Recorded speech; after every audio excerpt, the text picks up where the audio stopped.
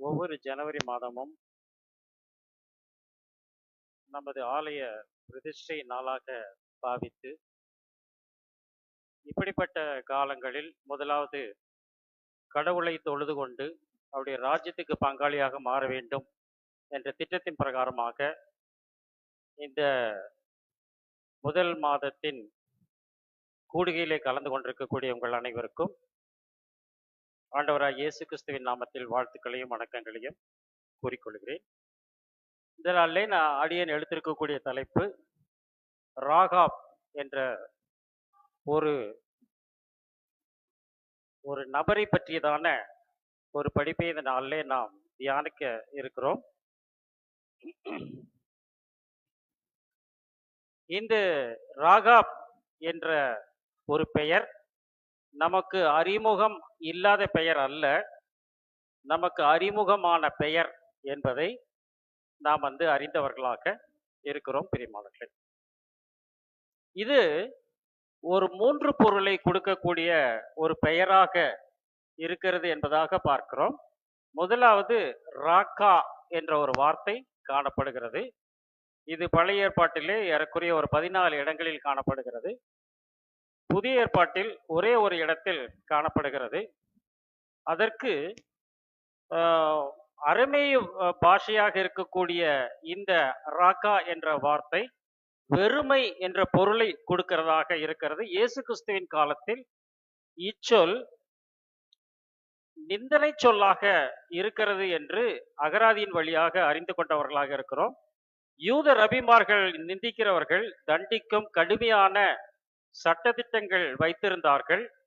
இதற்கு உதவாதவன் என்று சொல்லாக பார்க்கிறோம். வீணன் என்று நாம் படிக்கிறோம் அல்லவா, மத்தேயு 5ஆம் அதிகாரம் 22ஆம் வசனத்துல அங்க இந்த பதம் கொடுக்கப்பட்டிருக்கிறதாக நமக்கு ஒரு புரிதலை ஏற்படுத்துகிறோம் என்பதாக பார்க்கிறோம். இரண்டாவதாக அந்த ஸ்பெல்லிங் பார்த்தீங்கன்னா கொஞ்சம் மாறி வரும். ராகாப் என்ற ஒரு வார்த்தை காணப்படுகிறது. இது மேட்டிமை அல்லது அகங்காரம் என்ற ஒரு பொருளை உடையதாக இருக்கிறது. ராகாப் என்ற வலு சர்ப்பம் என்று நாம் படித்திருக்கிறோம். யோபுவின் புத்தகத்திலும் சங்கீத புத்தகத்திலும் இதை குறித்துதான நாம் பல முறை வாசித்திருக்கலாம். அது அகங்காரிகள், மூர்க்கம் என்ற ஒரு பதங்கள் இதற்கு கொடுக்கப்படுகிறதாக பார்க்கிறோம். இது காவியங்களில் சொல்லப்பட்டிருக்கிறது என்று நாம் கவனித்து பார்க்கிறவர்கள் இருக்கிறோம். எபிரேயர்களும் பாபிலோனியர்களும் நம்பினதுமான ஒரு வலு சர்ப்பத்தை குறிக்கக்கூடிய சொல்லாக இது இருக்கிறது. இது சமுத்திரத்தின் ஆழத்தில் வாசம் செய்வதாகவும் பூர்வீகத்தில் யாவே கடவுளுக்கும் இதற்கும் போராட்டம் இருந்ததென்றும் கடைசியில் யெகோவா இந்த ஜெயித்தார் என்று எபிரேயர்கள் அபிப்பிராயம் கொண்டார்கள். இதுதான் என்ன பண்றோம், இந்த ராகாப் என்ற மேட்டிமை என்ற பதம் அங்கு கொடுக்கப்பட்டிருக்கிறதாக பார்க்கிறோம். இது பாடல்கள் புத்தகங்களில் அதிகமாக காணப்படுகிறது. சங்கீத புத்தகத்திலும் ஏசாயாவிலும் இதை குறித்ததாக நாம் தியானிக்கிறோம். இது பாபிலோனியர் தியமோத் என்று அழைக்கப்படுகிற ஒரு பயங்கரமான ஒரு ஜந்துவை பற்றியதாகவும், மார்டூக் என்று அழைக்கப்படுகிற ஒரு தேவனை பற்றியதாகவும் ஒரு அபிப்பிராயம் கொண்டிருக்கிறார்கள் என்று இந்த பதங்களின் வாயிலாக நமக்கு ஒரு புரிதலை ஏற்படுத்தி இருக்கிறார். மூன்றாவதாக நாம் பார்ப்பதுதான் இந்த விசாலமானது என்ற பொருள் உடையதாக இருக்கக்கூடிய இந்த பெயர் சொல் என்பதாக நம்ம பார்க்கிறோம். இந்த பெயர் சொல் விசாலமானது என்று அங்கு கொடுக்கப்பட்டிருக்கிறதாக பார்க்கிறோம். இது எபிரேயர்கள் கானான் தேசத்தில் பிரவேசித்த போது எரிகோ பட்டணத்தை வேவு பார்ப்பதற்காக அனுப்பப்பட்ட 2 எபிரேய வேவுக்காரர்கள் அப்பட்டணத்திலே சென்று ஒரு சகோதரின் வீட்டிலே தங்கினார்கள். அவர்களுக்கு இந்த ராகாப் என்ற பெயர் கொடுக்கப்பட்டிருக்கிறது என்பதாக நம்ம பார்க்கிறோம். அது யோசுவாவின் புத்தகத்தில் ஒரு 2 அதிகாரத்தில் அதை சொல்லப்பட்டிருக்கிறதாகவும் நாம் கவனிக்கிறவர்களாக இருக்கிறோம் பிரியமானவர்களே. இப்போ நம்ம ஒரு வசனம் நம்ம படிச்சோம் ஆதார வசனமாக. அதிலே சல்மோன் போவாசை ராகாபின் இடத்தில் பெற்றார் என்று போடப்பட்டிருக்கிறதாக பார்க்கிறோம். இப்போ இந்த நம்முடைய ஆண்டவராகிய இயேசு கிறிஸ்துவுடைய வம்சாவளியில் வரக்கூடிய பெண்கள் அப்படின்னு நம்ம எடுத்துக்கிட்டா எத்தனை பெண்கள் வருவதாக நம்ம அறிந்திருக்கிறோம்? எத்தனை பெண்கள் வர்றாங்க? அட்டவணையில் அப்படின்னு கேட்டா 1 4 5 8 10 எவ்வளோ இப்பதான் எடுத்து படிக்கலான்ற ஐடியால் பண்ணிட்டு இருக்கீங்களா? முதலாவது தாமார் என்ற ஒரு சகோதரி வருகிறார் இல்லையா? யூதா பாரேசையும் சாராவையும் தாமாரினிடத்தில் பெற்றார் அப்படின்னு நம்ம பார்க்கிறோம். இரண்டாவதாக ராகாப் என்ற ஒரே வசனத்தில் சொல்லப்பட்டிருக்கு. இதுதான் இப்ப படிச்சாங்க. சல்மோன் போவாசை ராகாபினிடத்தில் பெற்றார் அப்படின்னு பார்க்கிறோம்.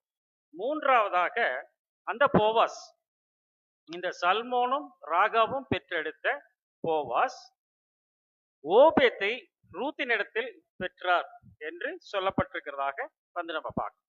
அடுத்தபடி யார் பேர் வருதுன்னு சொல்ல முடியுமா? மரியாள் பேர் வருகிறது இல்லையா? அப்புறம் அவ்வளவுதானா? தாவீதின் மனைவி, அவர் சொல்றாரு பாருங்க, தாவீதின் மனைவி பேரே சொல்லல இல்லையா? ஆமா, பைபிள்ல என்ன இருக்கு பாத்தீங்கன்னா, தாவீது ராஜா உரியாவின் மனைவியா இருந்தவரிடத்தில் சாலமோனை பெற்றார். அப்ப அந்த அம்மா பேரு அந்த இடத்துல பட்செபால் என்று நாம் புரிதலை நமக்கு ஏற்படுத்துகிறது என்பதாக பார்க்கிறோம். அதற்கு பின்பாக மரியாள், யோசேப்பு மரியாளின் கணவர் எனப்பட்டார் என்று சொல்லப்பட்டிருக்கிறதாகவும் நமக்கு அந்த இடத்துல ஒரு புரிதலை ஏற்படுத்தி இருக்கிறார் என்பதை பார்க்கணும். இப்போ நம்ம பழைய ஏற்பாட்டுல அந்த வேவு பார்க்க சென்ற சகோதரர்கள் ஒரு வீட்டிலே சென்று தங்கினார்கள். அந்த அம்மாக்கு பேர் என்ன? ராகாப். இப்போ இயேசு கிறிஸ்துவுடைய வம்ச அட்டவணையில் ஒரு பெண்ணின் பெயர் கொடுக்கப்பட்டிருக்கு. 5 பெண்கள் பெயர், 4 பெண்கள் பெயர் வருகிறது. அதில் ஒரு பெண்ணின் பெயர் நம்ம பாடத்தின் தலைப்பாக இருக்கிறது என்பதாக நம்ம பார்க்கணும். இப்போ இந்த வம்ச அட்டவணையில் வரக்கூடியவர்களில் தாமார் யூதாவின் மனைவி என்பது தெரியும். யூதா யாருன்னு நமக்கு தெரியுமா? யூதா யாருன்னு நமக்கு தெரியும். இரண்டாவதாக ராகாப் சல்மோனின் மனைவி அப்படின்னு நம்ம படிக்கிறோம் இல்லையா? இந்த சல்மோன் யார் நமக்கு தெரியுமா? நமக்கு அவ்வளவா அதுக்கு தெரியறதுக்கு வாய்ப்பு இல்லை இல்லையா? மற்றவங்களுக்கு தெரிஞ்ச மாதிரி நமக்கு தெரியும், மற்றவங்களுக்கு தெரிஞ்ச மாதிரி நம்ம தெரியறதுக்கு அது வாய்ப்பு இல்லை என்பதாக பார்க்கிறோம். அப்புறம் ரூத்து நமக்கு நல்லா தெரியும், புஸ்தகமே இருக்கு. போவாஸ் நமக்கு தெரியும், அதே புக்ல வர்றதுனால, அது ஸ்டோரியா இருக்கிறதுனால, அது படங்கள் வந்திருக்கிறதுனால அதுவும் நமக்கு தெரியும். உரியாவின் மனைவியா இருந்தவள், அவளையும் நமக்கு நல்லா தெரியும். மரியாள் நம்ம சொல்லவே வேண்டாம், அவங்களையும் நமக்கு நல்லா தெரியும். அப்போ இதுல இந்த ராகா பற்றிய பாடம் தான் இன்றைக்கு நாம் தியானிக்க கூடியதாக இருக்கிறது என்பதாக நம்ம பார்க்கிறோம். இந்த ராகா யார் என்பதை நான் பார்க்கிறோம். என்ன நமக்கு தெரிஞ்சு 2 ராகாப் வருவதாக பார்க்க இல்லையா? இயேசுவின் வம்ச அட்டவணையில ஒரு ராகாப் இருக்கிறாங்க, அவங்க சல்மோனின் மனைவி என்று சொல்லப்பட்டிருக்கிறது. இரண்டாவதாக நம்ம வேவு பார்க்க சென்றவர்கள் தங்கிய இல்லத்திலே இருந்தவர்கள் அப்படின்னு நம்ம பார்க்கிறோம். ஒரு சில வசனங்களை மட்டும் நம்ம படிக்கலாம். இந்த புதிய ஏற்பாட்டுல 2 வசனம், பழைய ஏற்பாட்டுல யோசுவாவின் புத்தகத்தில் ஒரு 3 வசனங்கள் இதை பற்றி சொல்லப்பட்டிருக்கிறது என்பதாக பார்க்கிறோம். விசுவாசத்தினாலே, எபிரேயர் 11ஆம் அதிகாரம் 31ஆம் வசனம், விசுவாசத்தினாலே ராகாப் என்னும் வேசி வேவுக்காரரை சமாதானத்தோட ஏற்றுக்கொண்டு கீழ்ப்படியாதவர்களோட கூட சேதமாக இருந்தாள் அப்படின்னு என்ன பண்றாரு? அந்த சகோதரி பத்தி அங்கு சொல்லி முடிப்பதாக பார்க்கிறோம். சமாதானத்தை விசுவாசத்தினாலே ஏற்றுக்கொண்டு. ஏன்னா இந்த 11ஆம் அதிகாரமே முக்காவாசி எதை பத்தி பேசுது? விசுவாசம். நம்பப்படுகிற உறுதியும் காணப்படாதவர்களின் நிச்சயமாக இருக்கிறது என்று அந்த இடத்துல பேசப்படுவதாக நம்ம பார்க்கிறோம். அப்ப என்ன விசுவாசத்திலே யார் சொன்னார்? யாரை சொன்னார்? யாருன்னு சொன்னாரு? ராகாப்னு தான் சொன்னாரா? ஒரு அடைமொழியோடு அங்கு பேசுவதாக அங்க பார்க்கிறோம். யாக்கோபின் புத்தகம், யாக்கோபு எழுதின பொதுவான நிருபம் 2ஆம் அதிகாரம் 25ஆம் வசனம். அந்தபடி ராகாப் என்னும் வேசியும் தூதர்களை ஏற்றுக்கொண்டு வேறு வழியாய் அனுப்பிவிட்ட போது கிரியைகளினாலே அல்லவோ நீதி உள்ளவள் ஆக்கப்பட்டார். முதல் வசனத்தை பாத்தீங்கன்னா விசுவாசத்தினால்ங்கிறாரு. 2வது யாக்கோபு எழுதின பொதுவான இடத்தில் கிரியையினால் அல்லவோங்கிறார். அப்ப அந்த விசுவாசத்திற்கும் கிரியைக்கும் தொடர்புண்டா? கிரியைக்கும் விசுவாசத்திற்கும் தொடர்பு உண்டு என்பதாக பார்க்கிறோம். முதல் வசனத்தில் அவர் சொல்லும் போது வேவுக்காரர் என்று சொன்னார். ஸ்பை, வேவு பார்க்க வந்தவங்கனார். ரெண்டாவது சொல்லும் போது என்னன்ட்டாரு? தூதர்கள்ங்கிறார். அப்ப இவங்க வேறையா? அப்ப வேவு பார்க்க வந்தவர்கள் தூதர்களாக இருக்கிறார்கள் என்பதுதானே பொருள், இல்லையா? ஒரு ஊர்ல இருந்து இன்னொரு ஊருக்கு போறவங்க வந்து அவர்கள் வேவுக்காரர்கள் என்று அழைக்கப்படலாம். அவர்கள் தூதர்களாகவும், அம்பாசிடர் அப்படின்னு ஒரு வார்த்தையை வந்து நம்ம சொல்லுகிறதாக இருக்கு என்பதாக பார்க்கிறோம். அப்போ அதே மாதிரி யோசுவாவின் புத்தகம் 2ஆம் அதிகாரம் 1ஆம் வசனத்துல நூனின் குமாரனாகிய யோசுவா சித்தேமில் இருக்கிற வேவுக்காரராகிய 2 மனுஷரை ரகசியமாய் வேவு பார்க்கும்படி அனுப்பி, நீங்கள் போய் தேசத்தையும் எரிகோவையும் பார்த்து வாருங்கள் என்றார். அவர்கள் போய் ராகாப் என்னும் பேர் கொண்ட வேசியின் வீட்டுக்குள் பிரவேசித்து அங்கே தங்கினார்கள். ஆமா, இவங்க எதுக்கு போறாங்க? ஆக்சுவலா வேவு பார்க்க போறாங்க. அப்ப வேவு பார்க்க போறவங்க என்ன பண்ணணும்? ஆக்சுவலா வேவு பார்த்து திரும்பி வந்துட வேண்டியதுதானே. ஆனா வேவு பார்க்க சென்றவர்கள் என்ன செய்தாருன்னு பார்த்தா, அவர் அந்த ஒரு விலைமகள் வீட்டிற்கு போய் அங்கே தங்கினார்கள் என்பதாக அங்கு யோசுவா புத்தகத்தில் எழுதப்பட்டிருக்கிறதாக நாம் கவனிக்கிறோம். அதை தொடர்ந்து ஒரு சில வசனங்களிலும் அதை நாம் படிக்கிறோம். 6ஆம் அதிகாரத்துல கூட இந்த வசனங்களை வந்து நம்ம படிக்க வேண்டாம், ஸ்கிப் பண்ணிடலாம். இது படிச்சுட்டோம். எபிரேயர் 11:31 படிச்சிட்டோம், யாக்கோபு 2:25 படிச்சிட்டோம், யோசுவா 2:1 படிச்சிட்டோம்.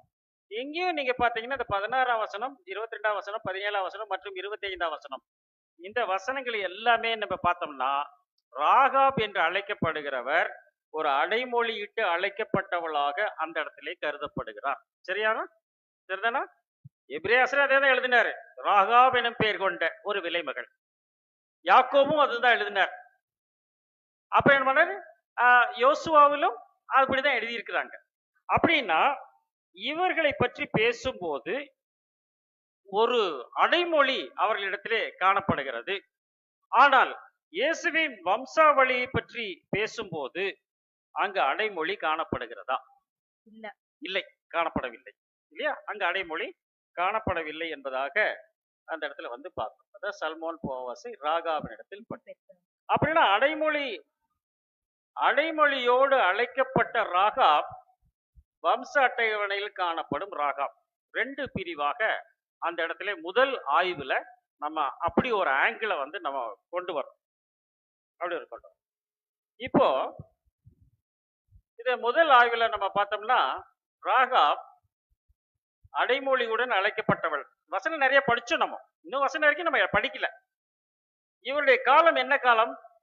யோசுவா, அப்ப நியாயாதிபதிகள் காலம். இவருக்கு அடைமொழி ஒன்று சொல்லப்பட்டிருக்கிறது, விலைமகள் சொல்லப்பட்டிருக்கிறது. இங்க இயேசுவின் வம்ச அட்டவணையில் 1:5 ராகாப் சல்மோனுடைய மனைவி அப்படின்னு சொல்லப்படுகிறது. சல்மோனை பத்தி நமக்கு சரியா அவ்வளவா தெரியல, இந்த ராகாப் பத்தியும் நமக்கு தெரியல. அப்ப இவர்களுக்கு அடைமொழி இல்லை. சரியா தப்பா? அடைமொழி இருக்கா? இல்லை. இவருடைய காலம் என்ன காலமாக இருக்கலாம்? முற்பிதாக்கள் காலமாகத்தான் இருக்க வேண்டும், இல்லையா? அதுக்கு முன்னாடி நியாயாதிபதி காலத்துக்கு முன்னாடி என்ன வருது? அது முற்பிதாக்கள் காலம் தான். ரொம்ப சிம்பிளா நம்ம வந்து அனலைஸ் பண்ணிடலாம். வம்சாவளியில் இந்த அடைமொழி இல்லை என்பதாக அந்த இடத்துல நமக்கு முதல் புரிதலை அங்கு நமக்கு கற்றுக் கொடுக்கிறார் என்பதாக வந்து நம்ம பார்க்கணும். அப்ப இதோடைய வரலாறு வந்து நம்ம வந்து கவனிக்கிறவர்களாக இருக்க வேண்டும் என்பதைத்தான் அந்த இடத்துல வந்து அப்படின்னா இந்த யார் அப்படின்னு கேட்டோம்னா ஏன் ஒன்றும் சொல்லப்படவில்லை அப்படின்னு சொல்றேன். இந்த வம்ச அட்டவணையில் இங்க நம்ம பார்க்கும்போது யூதா தாமார், இந்த தாமார் நமக்கு தெரியுது யாரு மருமகளா இருந்தாங்க அப்படின்னு நமக்கு தெரியும், யூதா. அப்ப ஆபிரகாம், ஈசாக்கு, யாக்கோபு, யூதா, தாமார் தெரியுது. போவாஸ் ரூத்து தெரியுது, தாவீது பத்சேபா தெரியுது, யோசேப்பு மரியாள் தெரிகிறது.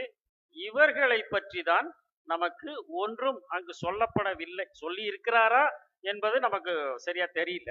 அது சொல்லப்பட்டிருக்கிறதா என்பதை நாம் வந்து ஆய்வு செய்து பார்க்க கடமைப்பட்டவர்களாக இருக்கிறோம். அப்படின்னா இதுல வந்து நம்ம முதல்ல என்ன கண்டுபிடிக்கிறோம்னு பார்த்தோம்னா, இது ஒன்றும் சொல்லல, ராகா பத்தி ஏதாவது போட்டிருக்கான்னு பார்த்தோம்னா ஒருவேளை தேடி பார்த்தா கிடைக்கிறதா இருக்கலாம். ஆனா இந்த சல்மோனை பற்றி நமக்கு ஏதாவது ஒரு ரெஃபரன்ஸ் கிடைக்குதா அப்படின்னு என்ன பண்ணணும், நம்ம ஆய்வை எடுக்கணும். அவங்க நிஜமாவே முற்பிதாக்கள் காலத்துல வர்றாரா அப்படின்னா இந்த ராகாப ரெண்டா பிரிச்சிடலாம். புரியுதுங்களா? ஈஸி தான். அப்படி என்ன பண்றோம், ஒரு அனலைஸ் வந்து நம்ம இதை வந்து நம்ம பார்க்கிறவர்களாக இருக்கிறோம் பிரியமானவர்கள். அப்படின்னா இந்த சல்மோன் யார்? இந்த சல்மோன், சல்மோனா அப்படின்னு ஒரு பெயர்ல இருந்து தான் இந்த சல்மோன் என்ற பெயர் வருகிறது. இது ஒரு எபிரேய சொல்லாக இருக்கிறது.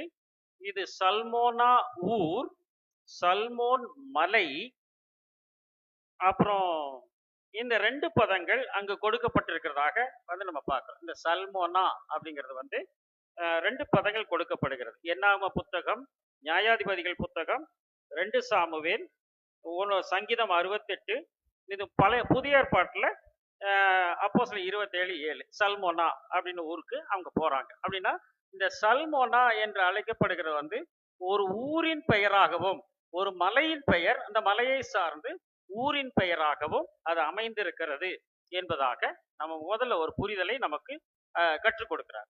ரெண்டாவதாக இந்த சல்மோன் என்ற பெயர் பார்த்தீங்க எல்லாமே ஹீப்ரு ஆரிஜின்ல வருது. இது வந்து இன்வெஸ்டர் அப்படின்னு ஒரு வார்த்தையை அங்க கொடுக்கப்பட்டிருக்கிறதாக பார்க்கணும். இதுக்கு வந்து மீனிங் வந்து அப்படி கொடுக்குறாங்க. இன்வெஸ்டர்ங்கிற ஒரு வார்த்தை அங்க மீனிங்கா வந்து கொடுக்குறாங்க. இது ஒரு பொதுவான ஒரு பொது அமைப்பில் ஒருவருக்கு அதிகாரம், பொறுப்பு அல்லது அங்கீகாரம் வழங்குவதை உள்ளடக்குகிறது அப்படிங்கிறார். ஒருத்தர் ஒரு பொறுப்பு கொடுக்குறாங்க, ஒரு அதிகாரம் கொடுக்குறாங்க, அவங்க வந்து ஒரு உயர்வு அந்த இடத்துல வந்து கொடுக்குறாங்க. அதை தான் வந்து அங்க சொல்லி இருக்கிறார் என்பதை அதோட அர்த்தமாக இருக்கிறது டிக்ஷனரி மீனிங்ல வந்து நம்ம பார்க்கிறோம். Formal installation of an incumbent celebrate the taking of membership in or leadership of a Christian religious institute அப்படின்னு வந்து அந்த இடத்துல போடப்பட்டிருக்கிறதாக இதுக்கு மீனிங் வந்து நமக்கு கொடுக்கிறார் என்பதாக வந்து நம்ம பார்க்கணும். அது இன்னும் நிறைய காரியங்கள் இருக்கிறது நமக்கு. இப்போ என்ன பண்றோம், இந்த சல்மோனுக்கு வந்து நம்ம வந்து கண்டுபிடிக்கணும். இந்த சல்மோன் யாரு அப்படிங்கிறத நம்ம கண்டுபிடிக்கணும். இந்த சல்மோன் இயேசு கிறிஸ்துவின் வம்ச வழியில வர்றாருங்கிறது நமக்கு தெரியுமா தெரியாதா? அது நல்லா தெரியும். வம்ச வழியில வர்றாரு. இவர் முற்பிதாக்கள்ல வர்றாரா, எந்த ஆங்கிள், எந்த ஸ்டேஜ்ல அவரை நம்ம கண்டுபிடிக்க முடியும் என்பதாக நமக்கு அடுத்த ஸ்லைட்ல வந்து நம்ம பார்க்கணும். பாருங்க, இதுல வந்து இது நமக்கு தெரியும்.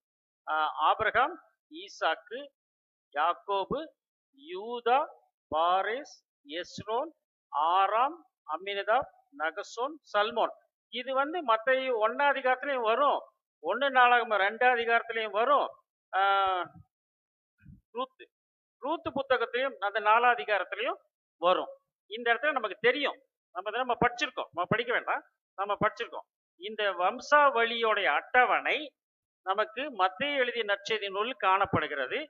இங்க வந்து மத்தேயில வந்து பார்த்தோம்னா ஆறாம்னு போட்டிருக்கோம். ஆனா நீங்க வந்து 4ஆம் புத்தகத்துல பாத்தீங்கன்னா உங்களுக்கு ராம்னு போட்டிருக்கோம், ராம் அப்படின்னு வந்து போட்டிருக்கோம். அப்படின்னா இந்த இந்த அட்டவணையில நீங்க எடுத்துட்டீங்கன்னா இந்த 4 பேர் வர்றாங்க. இப்ப இவருக்கு என்ன உறவு? யூதாக்கும் யோசேப்புக்கும் என்ன உறவு? சகோதர உறவு இல்லையா? இவங்க சகோதரர். யாக்கோபோட பசங்க தான் யூதாவும் யோசேப்பும். இப்போ இந்த ஒரே ஒரு வசனம் படிங்க பார்க்கலாம். 50:23 படிங்க. ஆதியாகமம் 50:23. இப்ப இந்த வம்சத்தை அப்படிங்க கொண்டு வர்றதை பார்க்கணும். யோசேப்போட பையன் மனாசே, மனாசோட பையன் மாகீர், மாகீரோட பையன் கீலேயாத்து. படிக்கிறீங்களா? யோசேப்பு எப்ராயிமுக்கு பிறந்த 3ஆம் தலைமுறை பிள்ளைகளையும் கண்டார். மனாசேயின் குமாரனாகிய மாகீரின் பிள்ளைகளும். மனாசேயின் பிள்ளைகளாக மாகீரின் பிள்ளை யாரு? கீலேயாத்து இல்லையா? 3ஆம் தலைமுறை பிள்ளைகளையும் யோசேப்பு காண்கிறான். அப்படின்னா யோசேப்புல கீலேயாத்து வரைக்கும் எங்க இருக்கிறாங்க? எகிப்துல தான் இருக்கிறாங்க. வளமான எகிப்தில் அவர்கள் வாழ்ந்திருக்கிறார்கள். அப்ப யூதா, பாரேஸ், எஸ்ரோன், ஆராம் இவர்களும் வளமான எகிப்தில் வாழ்ந்திருக்கிறார்கள். கண்டுபிடிச்சிட்டோமா? இதுல அவங்க கண்டுபிடிச்சிட்டோம். புரியுதுங்களா? இப்ப வந்து இந்த கீலேயாத்தோட பையன் வந்து ஏபேருடைய பையன் செலோப்பியாத்து. இந்த செலோப்பியாத்துக்கு வந்து 6ஆம் தலைமுறையில வர்றார். அதே இங்க பார்த்துட்டீங்கன்னா இது 4 தலைமுறை. அம்மினதாப்பின் மகன் நகசோன்னு, நகதோனுடைய பையன் சல்மோன். இந்த ஆர்டர் அங்க வர்றதா வந்து நம்ம பார்க்கணும். இது வந்து யூதாலையும் நம்ம வந்து ரூத்ல படிக்கிறோம். பேரோசுடைய சந்ததியின் வரலாறு. பேரோஸ் எஸ்ரோமை பெற்றார், எஸ்ரோம் ராமை பெற்றார், ராம் அம்மினதாபை பெற்றார், அம்மினதாப் நகசோனை பெற்றார், நகசோனை சல்மோனை பெற்றார், சல்மோன் போவாசை பெற்றார். அப்படி போகுது. போவாஸ் யோபத்தை பெற்றார், அப்புறம் தாவீது வந்துருது. இங்க இது இந்த நாளாகம புத்தகத்துல நம்ம பார்த்தோம்னா இவங்க என்ன சொல்றாங்கன்னு பார்த்து இவங்களை பத்தி தான். இவங்களை பத்தி வந்து நம்ம எடுக்கிறோம். யாரை பத்தி எடுக்கிறோம்? இந்த நகசோன், அம்மிதனதாப் நகசோன் பத்தி நம்ம வந்து பார்த்தோம்னா பிரச்சனை 1 நாளாகமம் 2 அதிகாரத்துல ஒரு சில வசனங்களை படிக்கலாம். இஸ்ரேலின் குமாரர் ரூபன், சிமியோன், லேவி, யூதா வந்துட்டாங்களா? யூதா வந்துடுறாரு. அப்புறம் யூதாவின் மருமகளாகிய தாமார் அவனுக்கு பாரேசையும் சேராவையும் பெற்றார். பாரேஸ் வந்துடுறாரு. 5ஆம் வசனத்துல பாரேசின் குமாரன் எஸ்ரோம் அப்படின்னு என்ன பண்றாரு? ஆமூல் கொடுக்குறாரு. அப்புறம் ராம் வந்துடுறாரு. அடுத்த வசனம் 9ஆம் வசனத்துல ராம் வந்துடுறாரு. அப்ப 10ஆம் வசனத்துல பாத்தீங்கன்னா வச்சிருக்கீங்களா? படிக்கிறீங்களா? ராம் அம்மினதாபை பெற்றார். இங்க பாருங்க, ராம் அம்மினதாபை பெற்றார். அம்மினதாப் யூதா புத்திரரின் பிரபுவாகிய நகசோனை பெற்றார். அப்ப இந்த அம்மினதாப் யூதா புத்திரன் பிரபுவாகிய நகசோன். நகசோன் என்ன பண்றாரு?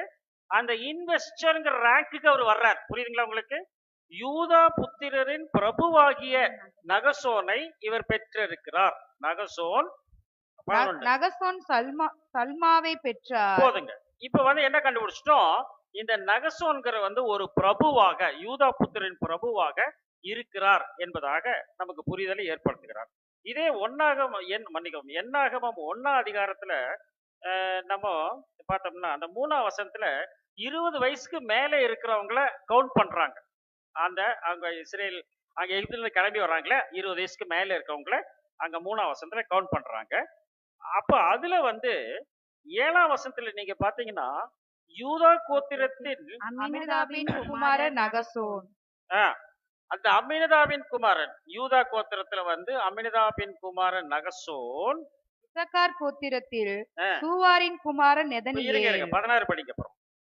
இவர்களே சபையில் ஏற்படுத்தப்பட்டவர்களும் தங்கள் பிதாக்களுடைய கோத்திரங்களின் பிரபுக்களும் இஸ்ரேல் 1000 தலைவருமாய் இருப்பார்கள் என்றார். அப்ப இந்த நகசோன் என்னவா வர்றாருன்னு கேட்டா, இவர்கள் வந்து தங்கள் பிதாக்களுடைய கோத்திரங்களின் பிரபுக்களும் இஸ்ரேலில் 1000 தலைவர்களுமாய் இருந்தார்கள். அப்ப இவர் ஒரு லீடரா வந்துடுறாரு.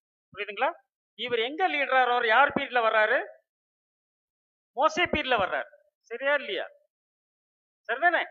அப்போ இந்த நகசோன் மோசே பீரியட்ல இதுல 6வது சந்ததியா செலூபியத்துக்கு அப்புறம் இங்க இவங்க பிரயாணத்துல இருக்கிறாங்க. அப்ப வந்து மோசேக்கு பீரியட்ல இவர் ஒரு பிரபுவா இருக்கிறார். புரியுதுங்களா?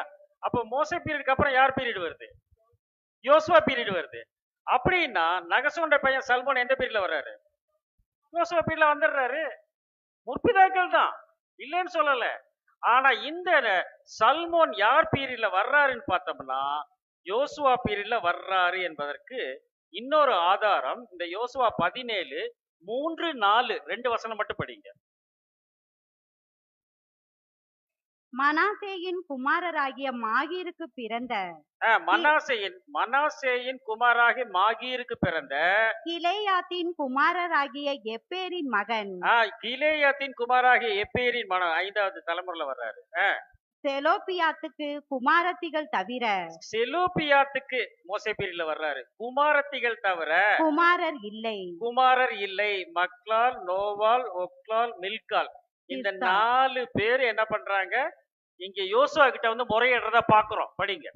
அவர்கள் ஆசாரியராகிய எலையாசாருக்கும் நூனின் குமாரனாகிய யோசுவாவுக்கும் பிரபுக்களுக்கும் முன்பாக சேர்ந்து வந்து அந்த கதை நமக்கு தெரியும். அப்ப வந்து என்ன சொல்றாங்க? அவங்க எங்களுக்கு லேண்ட் இல்ல, நீங்க லேண்ட் கொடுங்கங்கறாங்க. அந்த கதை நமக்கு தெரியும். அப்படின்னா இதுல நம்ம பாடத்துல என்ன நம்ம கண்டுபிடிக்கிறோம்னு பார்த்தோம்னா இந்த சல்மோன் கானான்ல யோசுவா பீரியட்ல வந்துடுறாரு. புரியுதுங்களா? அப்ப யோசுவா பீரியட்ல யார் வர்றா? ராகாப் வர்றாங்க. புரியுதுங்களா?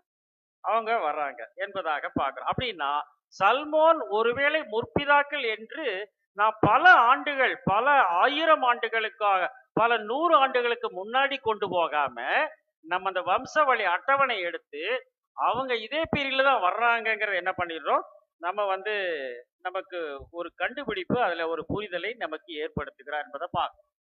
அப்படின்னா வம்ச அட்டவணை பெண்கள் அப்படின்னு என்ன பண்றோம், திருப்பி அதே ஸ்லைடுக்கு வரும்போது யூதா தாமார், தாமாரை பத்தி தெரியுது, யூதாவை பத்தி தெரியுது, ரூத்தை பத்தி தெரியுது, போவாச பத்தி தெரியுது, பச்சைபால தெரியுது, தாவீத தெரியுது, மரியாள தெரியுது, யோசேப்ப தெரியுது.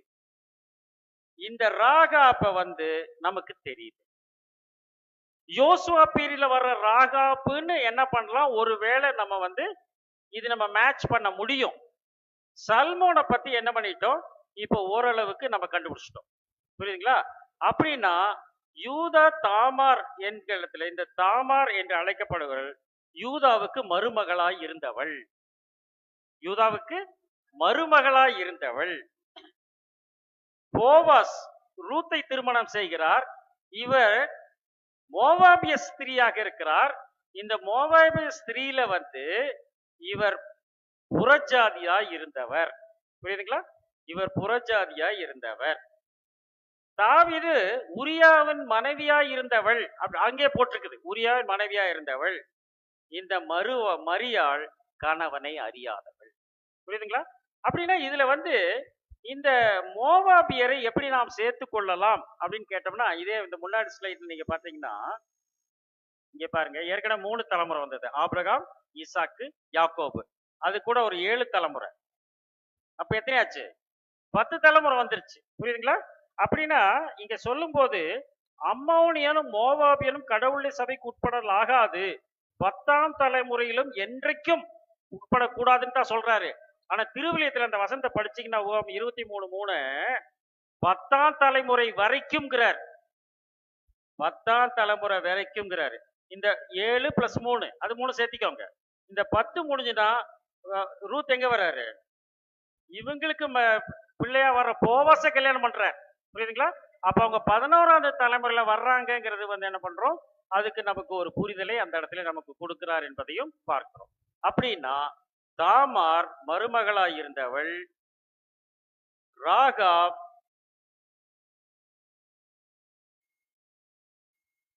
வேசியா இருந்தவள். அது எப்படிங்க வர்றதுக்கு வாய்ப்பு இல்லைங்க, சொல்லலாம். நம்ம அனலைஸ் பண்றோம். வேசியா இருந்தவள், புறஜாதியா ரூத் புறஜாதியா இருந்தவர், பட்சபால் உரியாவின் மனைவியா இருந்தவள், வசனம் இருக்கு, கணவனை அறியாத. புரியுதுங்களா? அப்படின்னா இந்த ராகாப் என்று அழைக்கப்படுகிறவர் வேசியா இருந்தவரா அப்படின்னு கேட்டா, வேசியா இருந்தவர் என்று சொல்லலாம். அப்படிதான் வசனங்கள் போடப்பட்டிருக்கிறது. அவங்க வேசிதானா அப்படின்னு கேட்டா இல்லைன்னு சொல்ல முடியும். உங்களால முடியுமா? எப்படி முடியும்? ஏன்னா அட்டவணையில வந்துட்டாங்க, அதனால அப்படி சொல்ல முடியாது நம்ம நினைக்கலாம். ஆனா இங்க பாருங்க, இந்த ராஜா என்ன சொல்றாரு பாருங்க.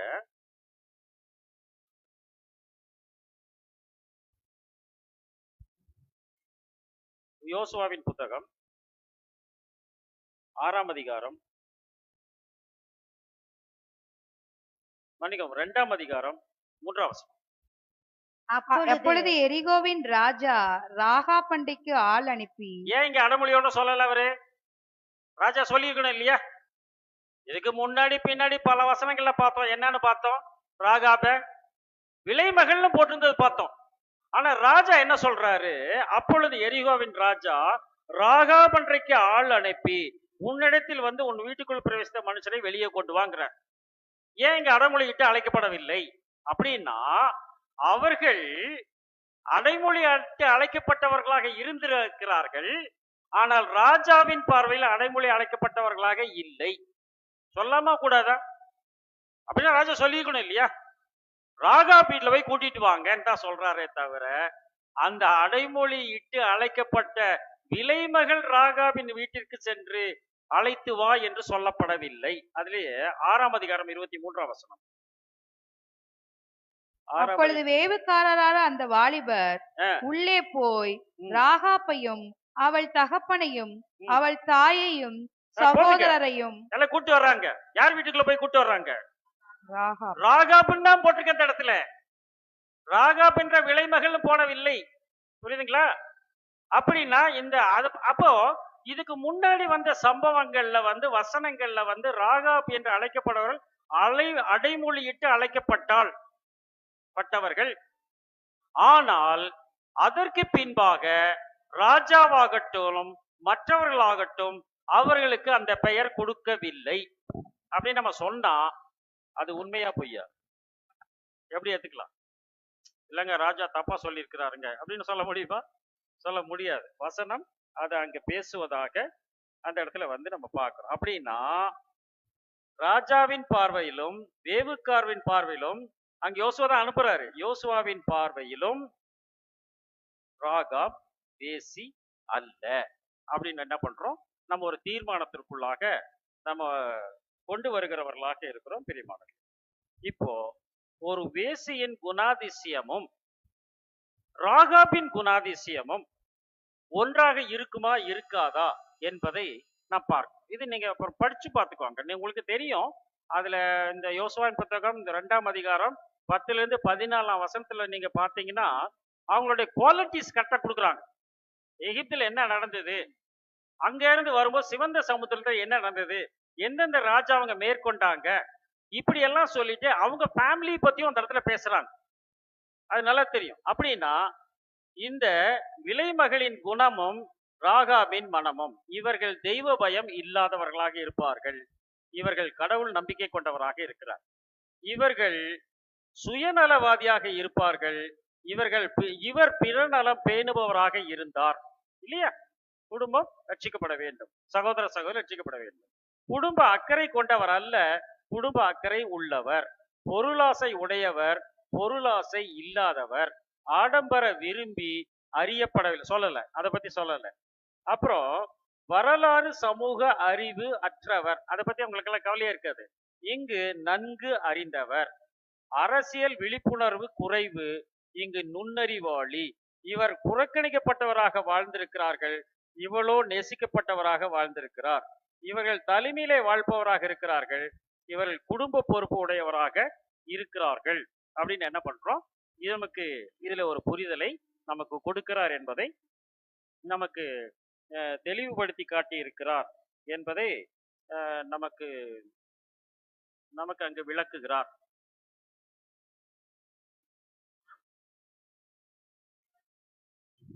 அப்ப என்ன ஆயிட்டாங்க இவங்க? ராஜாவிலும் பார்வையிலும் வேவுக்காரன் பார்வையிலும் இவர்கள் விலை மாது அல்ல என்பதாக பார்க்க. இதுல இன்னொரு காரியம் நம்ம என்ன தெரிஞ்சுக்கணும்னு பார்த்தோம்னா, அவங்க சொல்றாரு and they went and came into a harlot's house named Rahab and lodged there அப்படின்னு சொல்றாரு. இங்கிலீஷ்ல அப்படி கொடுக்குறாரு, ஹவுஸ் அப்படிங்கிறார். அதுக்கு மீனிங் கோர்ட், ஃபேமிலி.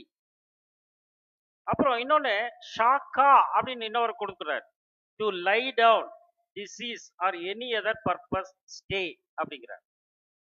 அப்படின்னா இவங்க எரிகோங்கிற ஊருக்குள்ள போறாங்க. அங்க போய் வேவு பார்க்கறாங்க. வேவு பார்க்கறவங்க வேவு பார்த்துட்டு உடனே வர முடியாது, அங்க இருக்கிறாங்க. அப்ப அவங்க என்ன பண்ணுவாங்க? அங்க தங்கறதுக்கு ஒரு இடம் வேணும் இல்லையா?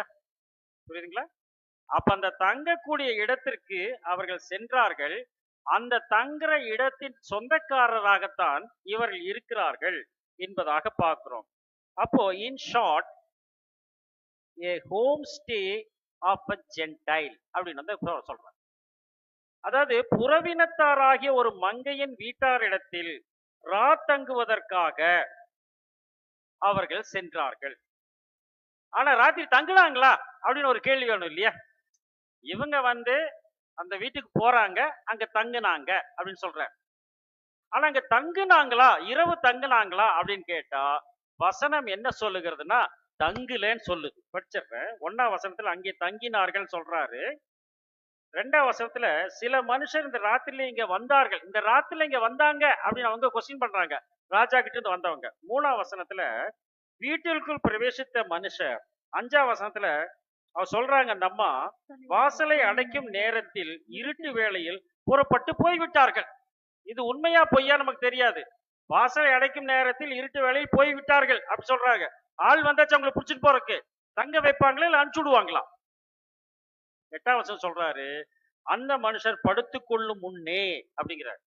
அவங்க தூங்குறதுக்கு முன்னாடி இப்போ அவங்க கிட்ட சொல்றாங்க, சொல்லிட்டு 15ஆம் வசனத்துல அவர்களை அனுப்பி விட்டார்கள்ங்கிறாங்க. அப்ப என்ன ஆயிடுச்சு, இவங்க அந்த வீட்டுக்கு போறாங்க, அந்த வீட்டுக்கு தங்கறதுக்கு தான் போறாங்க, அங்க இருந்து போலீஸ் பிடிக்கிறதுக்கு வந்துருச்சு. போலீஸ் பிடிக்க வந்தோடனே என்ன பண்ணிட்டாங்க, இந்த அம்மா மறைச்சு வச்சுட்டு அனுப்பிச்சு விட்டுறாங்க. அப்படின்னா இந்த ராகாப் வீட்டில் சென்ற அந்த 2 வேவுக்காரர்கள் அங்கு தங்கவில்லை. சொல்லாமா வேண்டாமா? முடியுமா முடியாதா? தங்கல அப்படிங்கிறதுக்கு வசனம் நமக்கு கற்றுக் கொடுக்கிறது என்பதாக பார்க்கணும். இறுதியாக நம்ம என்ன கொண்டு வரோம்னு பார்த்தோம்னா, இரவு தங்கினார்களா? இல்லை. எங்க இருக்கு வசனம் அப்படின்னு பார்த்தோம்னா, அந்த 2ஆம் அதிகாரத்துல 1, 2, 3, 5, 8, 15 வசனங்களை நீங்க படிச்சு நீங்க தெரிஞ்சுக்கலாம். இப்போ இங்க என்ன சொல்றாருன்னு கேட்டா, இந்த அடைமொழியிட்டு அழைக்கப்பட்ட வேசி அப்படின்னு சொல்றாரு, தேவதாசி என்ற வார்த்தை 2 பதங்கள் அங்க கொடுக்கப்பட்டிருக்கதாக. அப்ப தாமார் போய் பார்க்கிறார் இல்லையா? தாமார் யார் போய் பார்க்கிறா? யார் போய் பார்க்கிறா? தாமார் வீட்டுக்கு போனது யார்? தாமார் கிட்ட போனது யார்? யூதா. அப்ப அங்க வசனத்தை நீங்க பாத்தீங்கன்னா, இங்க வேசியும் இல்லை தாசியும் இல்லைன்னு போடப்பட்டிருக்குது. புரியுதுங்களா? அப்படிதான் போடப்பட்டிருக்குது. வேசியும் இல்லை தாசியும் இல்லை போடப்பட்டிருக்கு. அப்படின்னா இந்த 2த்திற்கும் ஒரு அர்த்தம் கொடுக்கப்படுகிறதாக வந்து பார்க்கும். டிக்ஷனரியில பாத்தீங்கன்னா, இங்க கெடசா அப்படின்னு ஒரு வார்த்தை கொடுக்குறாங்க. எ ஃபீமேல் டிவோட்டி அப்படின்னு தான் அதுக்கு அர்த்தம் கொடுக்குறாங்க. இப்ப நம்ம ஊர் வழக்கத்துல இந்த வார்த்தை நமக்கு தெரியும். இந்த வார்த்தை நம்ம ஊர் வழக்கத்துல தெரியும். இதைத்தான் அங்க என்ன கொடுக்குறாங்கன்னு பாத்தீங்கன்னா, டிக்ஷனரியில எ ஃபீமேல் டிவோட்டி அப்படிங்கிறாங்க. பக்தர் அப்படின்னு ஒரு வார்த்தை அங்க சொல்லப்படுகிறது என்பதாக நமக்கு ஒரு புரிதலை ஏற்படுத்துகிறார். அப்போ இதுல இந்த மாதிரி இஸ்ரேல் மக்கள்ல வந்து இப்படி இருக்கக்கூடிய நிலைமை அங்கு இருக்கிறதா என்பதாக நமக்கு ஒரு ஆய்வை வந்து இறுதியாக நாம் எடுத்துக்கொள்ள கடமைப்பட்டவர்களாக இருக்கிறோம். இங்க வேசிப்பிள்ளையும் கடவுளுக்கு சபைக்கு உட்படலாகாது அப்படி என்ன பண்றாரு, உபாகம் 23 வந்து சொல்லுவதாக அங்க பார்க்கணும். அப்ப இஸ்ரேலில் குமாரத்திகளில் ஒருத்தையும் வேசியா இருக்கக்கூடாது அப்படின்னு என்ன பண்றாரு, இந்த 17ஆம் வசனத்தில் சொல்லப்படுவதாகவும் அந்த இடத்துல வந்து நம்ம பார்க்கணும். அப்போ கடைசியா நமக்கு என்ன கொண்டு வரும் பாத்தீங்கன்னா, ஓசியா புத்தகத்துக்குள்ள நம்ம போனோம்னா, யோசியா புக்ல நம்ம போனோம்னா அங்க ஒரு பெயர் விளக்கம் கொடுக்கப்படுறத பார்க்கணும். தேவதாசிக்கு ஃபீமேல் டிவோட்டின்னு கொடுக்கிறார். ஓசியாக்கு சால்வேஷன் டெலிவரர்னு கொடுக்கிறார். அப்ப இந்த ஓசியா என்ன பண்றாரு, திப்லாயிங்கிற ஊர்ல போய் அந்த கோமாருங்கிற அம்மா சேர்த்திக்கோங்கிறார். அவர் ஒரு விலை மகளாக இருக்கிறார்கள். இதை நீங்க சேர்த்திக்கோங்கன்னு இந்த புத்தகத்துல என்ன பண்றோம், இந்த ஓசியா 1ஆம் அதிகாரத்துல வந்து இது போடப்பட்டிருக்கிறதாக பார்க்கும். அப்ப ஓசியாவுக்கு வந்து அவரு விடுதலை பண்ணக்கூடியவராக இருக்கிறார். ப்ராப்பர் நேம் மேஸ்குலின் அப்படிங்கிறார். திப்லாயிம், திப்லா, திப்லா டபுள் அப்படின்னு 2 கேக்ஸ் சொல்றாரு. இது ப்ராப்பர் நேம் மேஸ்குலின். அந்த கோமார் சொல்லும் போது கம்ப்ளீட் சொல்லி என்ன பண்ணிட்டாரு, ஃபெமினைன்ங்கிற ப்ராப்பர் நேம் ஃபெமினைன்ங்கிறாரு. அப்படின்னா இவங்க அங்க போகும்போது என்ன சொல்ல பாத்தீங்கன்னா, கடவுள் ஓசியா கொண்டு உரைக்க சொல்றது என்னவென்றால், சோரஸ்திரி சோர பிள்ளைகளை உன்னிடத்தில் வந்து சேர்த்துக் கொள்ளுகிறார். சோரஸ்திரி சோர பிள்ளைகள் சேர்த்துக்கொள் என்று பேசுகிறார். திருவெழுத்துல பார்த்தோம்னா, நீ போய் விலைமகள் ஒருத்தையை சேர்த்துக்கொள், வேசி பிள்ளைகளை பெற்றெடு, ஏனெனில் நாடு வந்து அது மோசம் போய் விட்டது என்பதாக பார்க்க. அப்படின்னா எது கூட சேர்த்தான்னு பார்த்தோம்னா, இந்த நாடு மோசம் போய் விட்டது என்பதை இந்த இவர்களுடைய வாழ்வின் சம்பவங்கள் வழியாக நமக்கு கற்றுக் கொடுக்கிறார் என்பதை அந்த இடத்துல வந்து நம்ம பார்க்கணும். அப்போ இந்த வசனத்துல பாடுங்க, ஓசியான் புத்தகம் 4ஆம் அதிகாரம் 14ஆம் வசனம். இஸ்ரேல் அடங்காத கிடாரியை போல் அடங்காதிருக்கிறது. இப்போது கடவுள் அவர்களை விஸ்தாரமான வெளியிலே ஆட்டுக்குட்டியை போல் மேய்ந்து அலைய பண்ணுவார். எப்பிராயிம் விக்கிரகங்களோடு இணைந்து இருக்கிறார். சரி இருங்க, இப்போ என்ன சொல்றாரு பார்த்தோம்னா, இந்த வசனத்துல கடைசியில முடிக்கும் போது ஓசியா ஓசியா சொல்றாரு, அவரை பத்தி பேசுறாரு. அவரை பத்தி பேசும்போது என்ன சொல்றாரு? படிங்க, அங்க படி, படிக்க தெரியாது, கீழே இந்த படிங்க.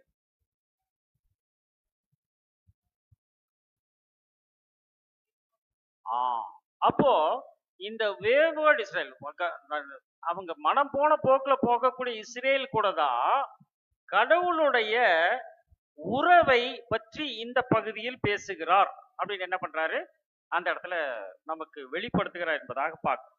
இந்த 4ஆம் அதிகாரத்துல இதுலயே இருக்கும், 14ஆம் வசனத்துல பிற்பகுதியில நீங்க பாத்தீங்கன்னா, படி, இங்க படி. உணர்வில்லாத ஜனங்கள் உங்கள் குமாரத்திகள் வேசித்தனம் செய்கிறது நிமித்தம், உங்கள் மருமக்கள் விபசாரம் செய்கிறது நிமித்தம் நான் அவர்களை தண்டியாமல் இருப்பேனோ? தண்டிக்கு வர மாட்டாரா? தண்டிப்பார் சொல்லிட்டார். இந்த மாதிரி உங்க பிள்ளைங்க மேல போச்சுன்னா நான் தண்டிப்பேன் அப்படின்ட்டார். அப்படின்னா இந்த வேசித்தனம் அப்படிங்கிறதுக்கு விக்கிரக ஆராதனை சொல்லாம கூடாதா? சொல்லலாம் இல்லையா? சொல்லலாம் இல்லையா? படிங்க, ஏசாயன் புத்தகம் 47:3 படிக்கவும். 57:3 ஏசாயா 57:3. நாள் பார்க்கிறவர்களின் பிள்ளைகளே, நாள் பார்க்கிறவர்களின் பிள்ளைகளே அப்படின்னு சொல்றாரு. அதுக்கு மேல நீங்களே படிச்சுக்கோ, சபையில படிக்க வேணாம். நாள் பார்க்கிற பிள்ளைகளே அப்படின்ட்டாரு. இப்ப நம்ம நாள் பார்க்கிறவர்களா நாள் பார்க்காதவர்களா? நாங்க சபை கூடி வரைக்கும் நாங்க நாள் பார்ப்போம் பிரதர், நாங்க வேற எதுக்கும் நாங்க நாள் பார்க்க மாட்டோம். ஒரு சகோதரி சொல்றாங்க, நாங்க நாள் நட்சத்திரம் பார்க்கறதே கிடையாது, நாங்க ஒரு டேட்டை பிக்ஸ் பண்ணிட்டு போவோம், ஆனா அது பார்த்தா முகூர்த்த நாளா இருக்கு சிஸ்டர் பிரதர் சொல்றாங்க. நாங்க பாட்டுக்கு எங்க நாளை பிக்ஸ் பண்ணோம், எங்களுக்கு தோது வரும்போது நாங்க பிக்ஸ் பண்ணோம், ஆனா அது பார்த்தும் போது முகூர்த்த நாள் வந்துச்சு. எப்படியே அதுவா வருமா? அப்படியே வருமா? நம்ம வீட்டுல கல்யாணங்க வச்சோம்னா நம்ம செவ்வாய்க்கிழமை கல்யாணம் வைப்போமா? சனிக்கிழமை கல்யாணம் வைப்போமா? ஏன் ஏன் வைக்க மாட்டோம்? மற்றவங்களும் ஒரு மாதிரி கேட்பாங்கல்ல. நாங்க நாலு நட்சத்திரம் பார்க்கறது இல்ல.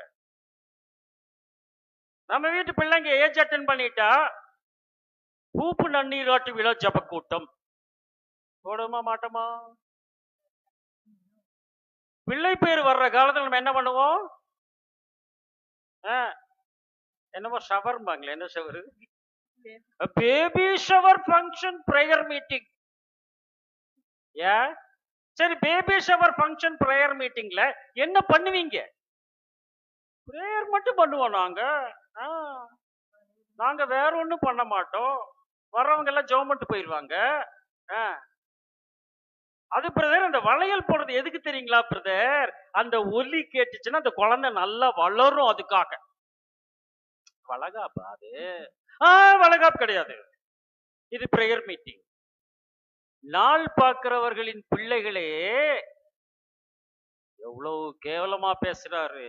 அப்படின்னா அந்த கோமாருக்கும் அந்த திப்லாயிம்ல போய் கல்யாணம் பண்ணாரு ஓசியா, அவங்களுக்கு இருக்கிற ரிலேஷன்ஷிப் நமக்கு இருக்கா இல்லையா? யோசனை பண்ணிப்பாங்க, யோசனை பண்ணிப்பாங்க. ஒரு சகோதரர் நல்லா பேசுவார். அவர் வீட்டுக்கு போன கல்யாணத்துக்கு போனா அந்த பந்தல் போட்டிருப்பாங்க. பந்தல் போட்டிருப்பாங்களா கல்யாணத்துக்கு?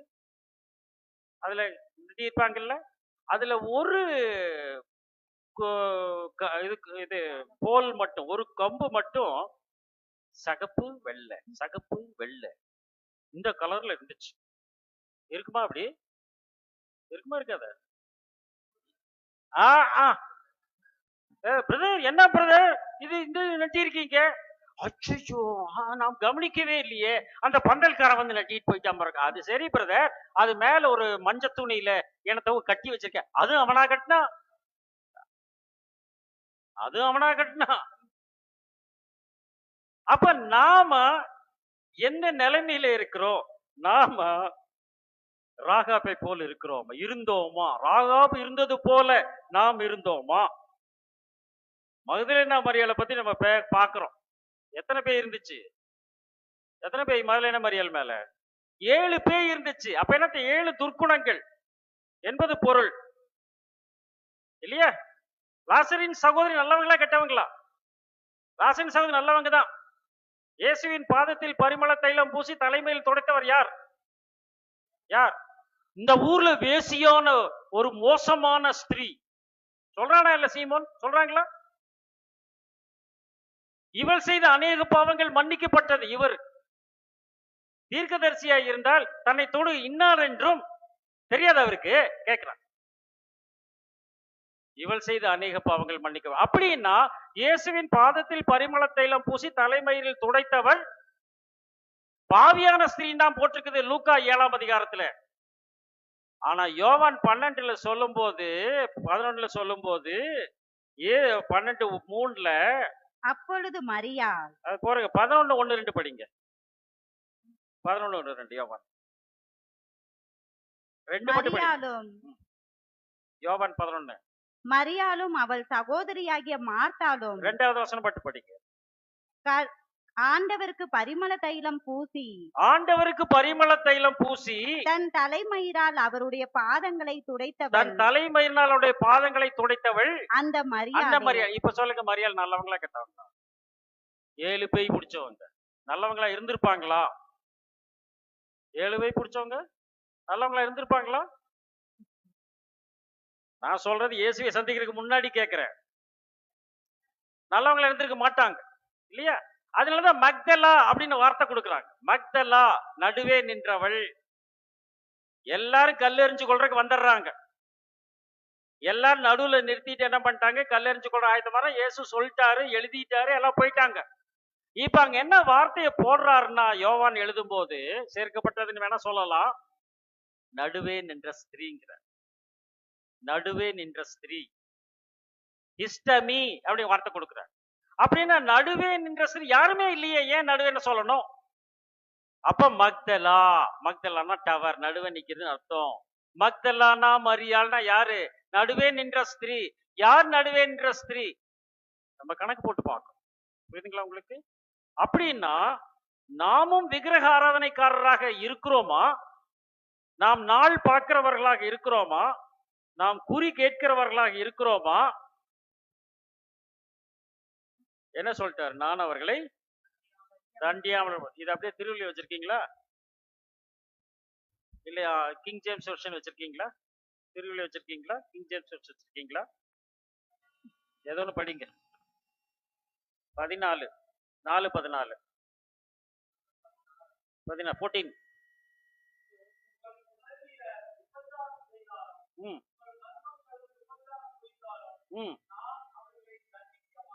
என்ன சொல்லிட்டாரு? நான் அவங்களை தண்டிக்க மாட்டேன்ட்டாரு. இறங்கி போயிடுச்சாருங்களா? நான் அவர்களை தண்டியாமல் இருப்பேனோன்னு நம்ம கேட்கிறோம் நம்ம பைபிள் பிரகாரம். ஆனா என்ன சொல்லிட்டாரு? தண்டிக்க மாட்டேன். ஏன் சொன்னாருன்னு பார்த்தோம்னா,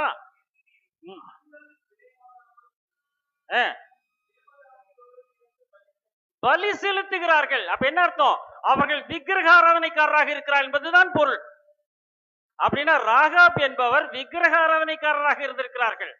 புரியுதுங்களா? அவங்க பலி செலுத்துகிறார்கள். இதே வந்து பார்த்தோம்னா வேசித்தனமும் திராட்சரசமும் மதுபானம் இருதயத்தை மயக்கும்னு இருக்கும் நம்ம பைபிள்ல 4:11. ஆனா திருவள்ளுவத்துல பாத்தீங்கன்னா மதுவும் திராட்சரசமும் அறிவை கெடுக்கும்ங்கிறார். புரியுதுங்களா? அப்படின்னா எதை பற்றி பேசுகிறான்னு பார்த்தோம்னா, அவர்கள் கடவுளுக்கு கீழ்ப்பட்டிராமல் சோரம் போனார்கள்.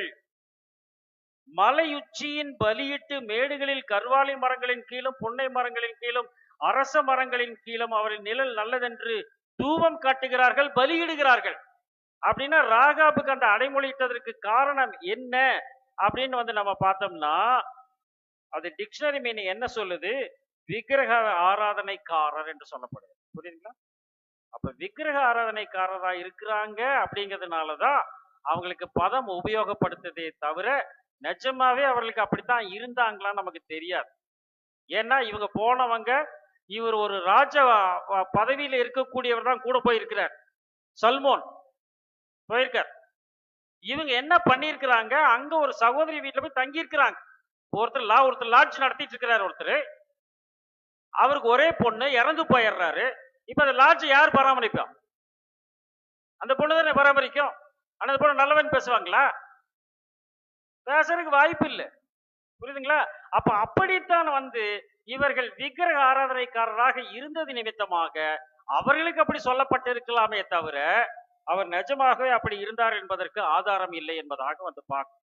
ஏனென்று கேட்டால் அவர்கள் அவருடைய தன்மை, அவருடைய செயல்பாடு, இவை அனைத்திலும் அங்கு நன்மையான காரியங்கள் தான் காணப்படுகிறது என்பதாக பார்க்கணும். அதனாலதான் இவர் எழுதினாரு 1 கொரிந்தியர் 1:27-28 ஞானிகளை வெட்கப்படுத்தும்படி கடவுள் உலகத்தில் பைத்தியமானவைகளை தெரிந்து கொண்டார். ஞானிகளை வெட்கப்படுத்தும்படி கடவுள் உலகத்தில் பைத்தியமானவர்களை தெரிந்து கொண்டார். பலமுள்ளவர்களை வெட்கப்படுத்தும்படி கடவுள் உலகத்தில் பலவீனமானவர்களை தெரிந்து கொண்டார். உள்ளவைகளை அவமாக்கும்படி உலகத்தில் இழிவானவைகளும் அற்பமாய் எண்ணப்பட்டவைகளையும் இல்லாதவைகளையும் கடவுள் தெரிந்து கொண்டார்.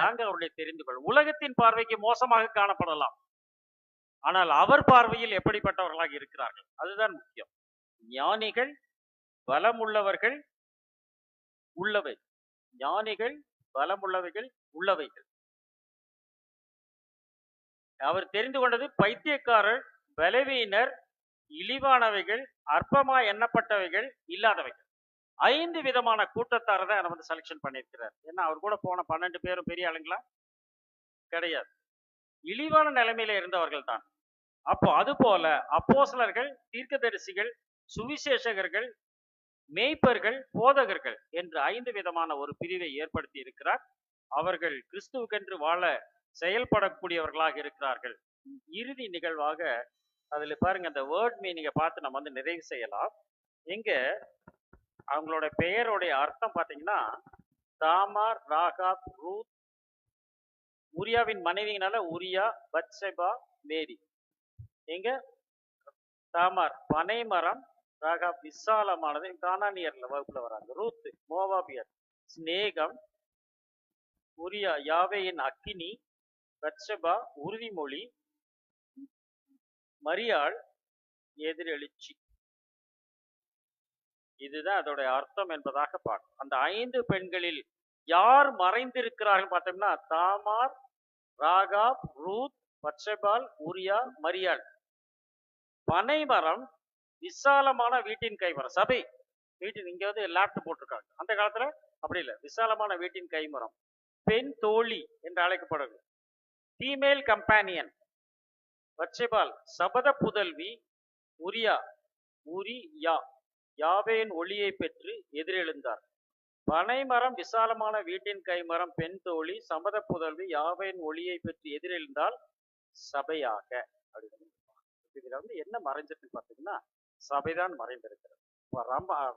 ராகாபிலும் எது மறைந்திருக்குன்னு பார்த்தீங்கன்னா, சபைதான் மறைந்திருக்கு.